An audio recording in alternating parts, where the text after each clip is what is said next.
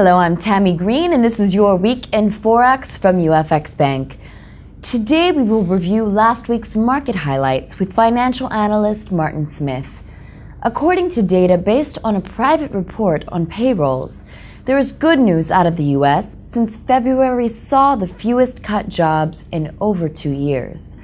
There is also positive data from the ISM survey, which indicated that more firms reported an improvement in business. Blizzards plagued the eastern coast of the U.S. during February, which may tilt some results in economic data this month. Australia increased its interest rate, showing the strength of this economy. Now we will discuss these and other hot topics with Martin Smith.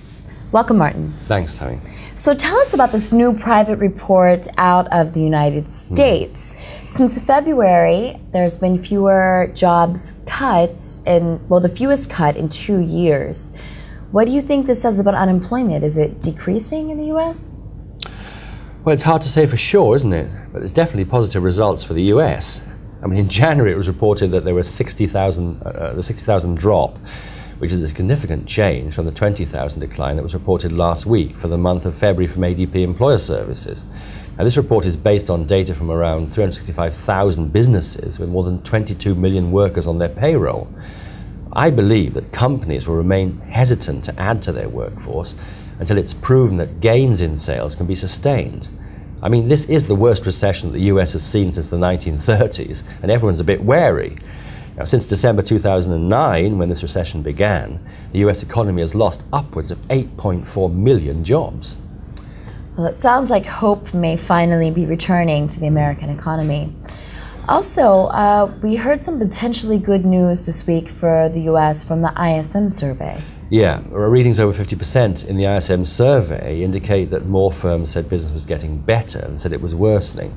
Now, the ISM non-manufacturing index had been in a narrow range between 48% and 51% since August, which is an obvious indicator of an economy that's struggling to pull itself out of a recession.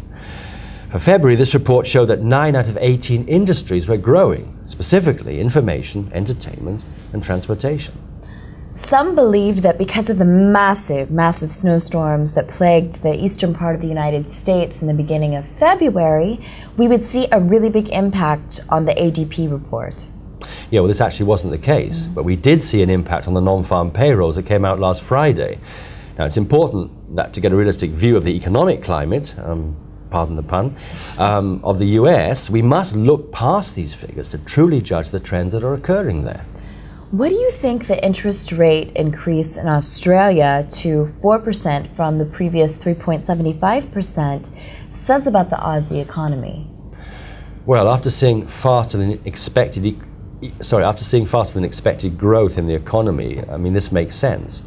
I mean, Australia is experiencing the biggest jobs boom in over 3 years, as well as growth in business confidence. Oz has done a great job escaping the depths of the recession during this global crisis. The rate decisions really speak volumes to the market that the concerns about global debt risks, because of Greece, Spain, and Portugal, of course, is outweighed by positive economic figures. The Aussie has flown 42% higher than the greenback over the past 12 months, making the Aussie the best performer among the top traded currencies. What is the European Central Bank strategizing to deal with this possible debt default? Well, the ECB is proposing a policy that would lend covered bonds to financial institutions for a fee, which would hopefully ease banks' access to funds. This is brought on as the ECB is trying to withdraw emergency measures in which to fight the financial crisis without scaring off investors that are already disenchanted with the record budget deficit of Greece. It would lead to more high-quality collateral being freed up. It would also be a big boost to the banks and the money markets. Now let's focus on some technicals. Do you have any specific recommendations for our viewers, just for trading in general? Well, I'd like to talk about a special cross that isn't so popular, but it has an average of 300 pips per movement per day, and that's the Euro-Aussie. Now, this has dropped consecutively for the past 13 months. The RSI is showing an oversold condition, which is breaking a 29-year record of this pair, not showing conditions such as this. And in addition, there's a diversion on the daily and weekly charts. Now, this may lead to a bottom in the short term below 150 and and a possible beginning for a wide correction for the huge drop last year. Could you share with us the status of the major Forex pairs?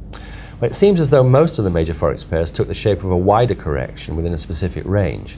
Now, this wide correction has two possibilities. First of all, it will be a short correction within a narrow range for renewing the major trend. And secondly, it will be wider than the first range. If we take an example, the euro dollar followed a specific range between 134.50 and 137. A drop below 134.50 will be a signal for a renewal of the bearish trend. This is the first possibility for a wide correction. A gain above 37 is another possibility. Now, then we'd have a wider correction that could lead the euro dollar to 38.50 as the first target. Well, thank you, Martin, for joining us once again. You gave us some valuable insight this week. Until next week, be sure to visit us at UFXBank.com for simple, safe, and secure trading. Also, you can follow us on Twitter and Facebook, or submit your own questions to askthebroker@UFXBank.com.